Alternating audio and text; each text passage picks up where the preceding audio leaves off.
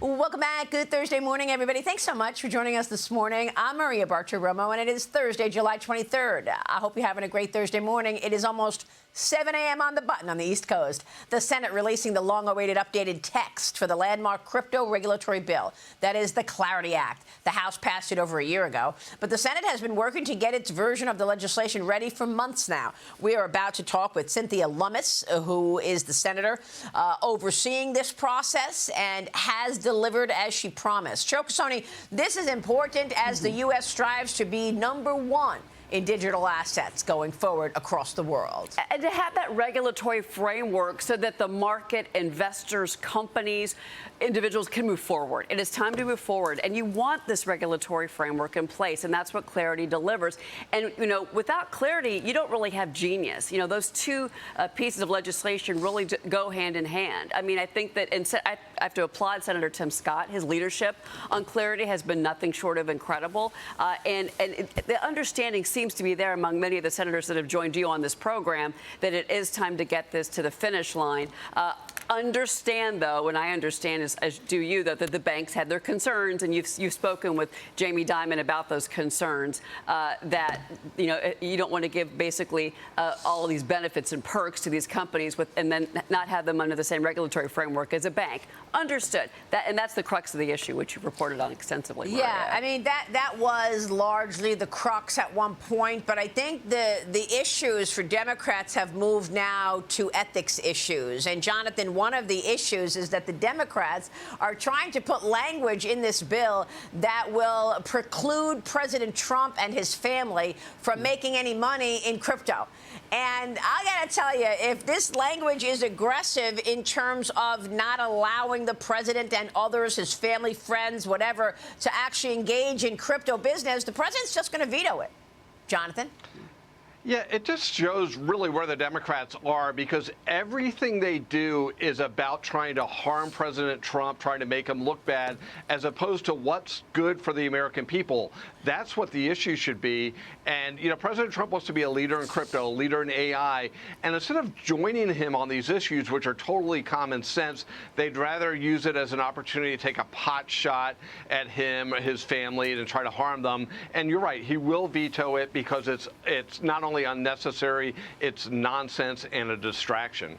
Yeah, and we'll see. We're going to talk with Cynthia Lummis shortly to find out specifically what the language says and how it has changed, and if she expects that she will get support even from Democrats for this bill. But you're right, Cheryl. The other issue is the idea that crypto platforms would be able to pay rewards to customers who put stable coins in their platform, the crypto platform, and the banks are worried that that's going to mean that they're going to take money out of traditional deposit accounts. We haven't seen any evidence of that people are taking money out of deposit accounts, by the way. In fact, the last couple of banks that we reported on, which on earnings last week, their deposits were up.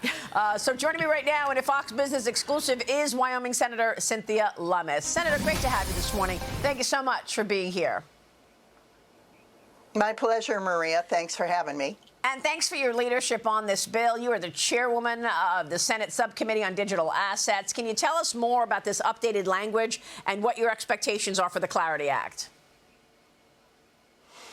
Maria, we put out language with the comprehensive bill yesterday so people could see what it looks like to have the agriculture's work, the banking committee's work, the ethics committee's work, the judiciary's committee's work, all combined into one piece of legislation.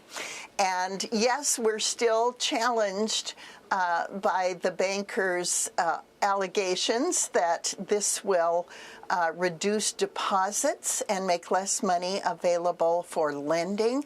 There's actually no proof of that. As you just pointed out, deposits in banks are up since the Genius Act passed a year ago, and yet that is what they're trying to amend.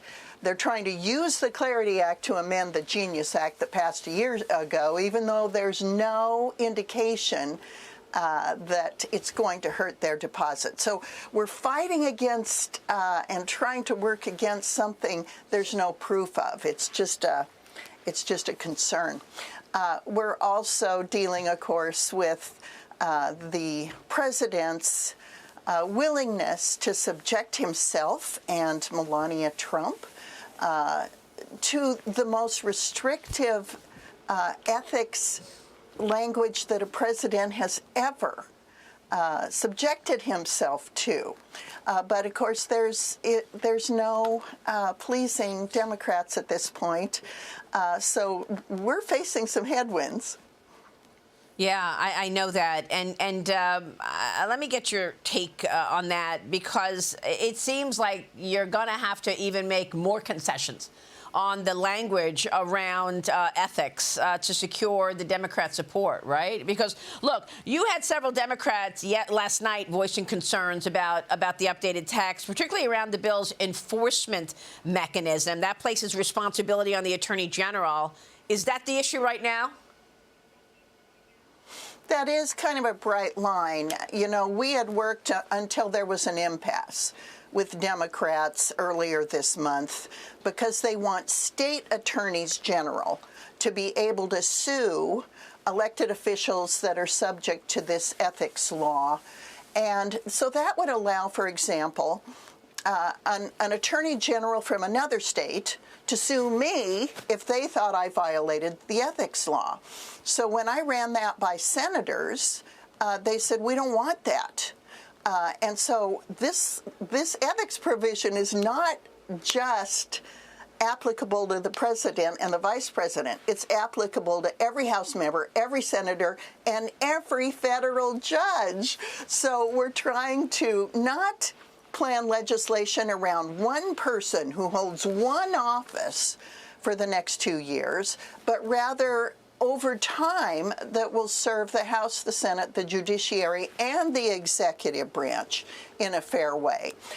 The struggle is, of course, a lot of Democrats are absolutely focused on one person, and that's President Trump.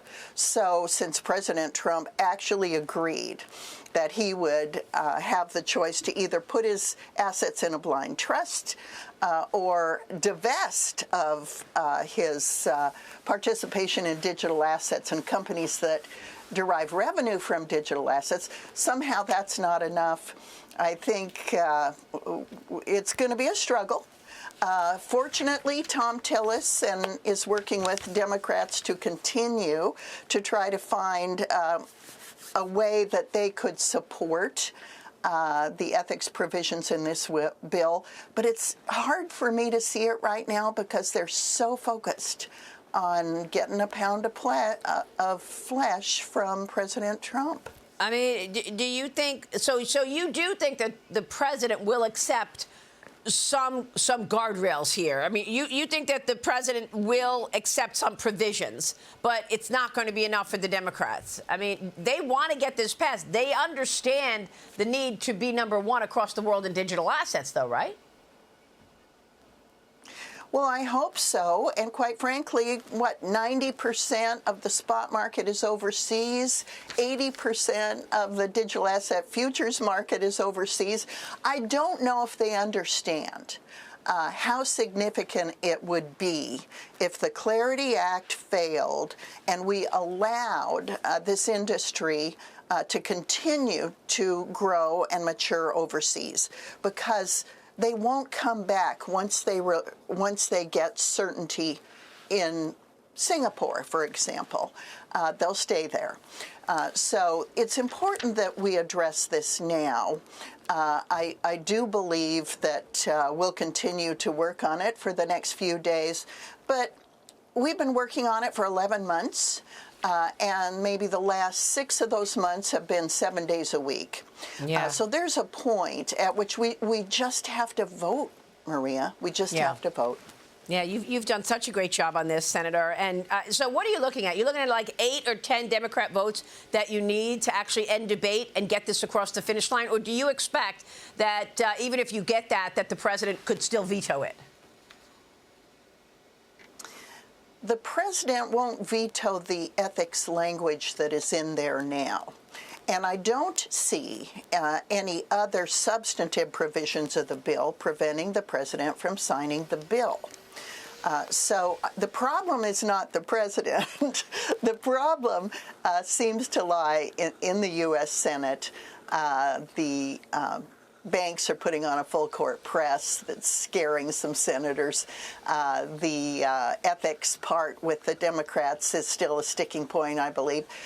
So, you know, next week, we've got Lindsey Graham memorial service on Tuesday, Lindsey Graham funeral on Wednesday, so we'll have some absenteeism. Quite frankly, that gives us a few more days to try to continue to work on this. So you think you're still going to try to get it over the finish line by the time you leave for the August recess? What do you think? You know, that's still my goal. Yeah. And so I continue to work diligently with my colleagues on both sides of the aisle. Right. To try to find the sweet spot.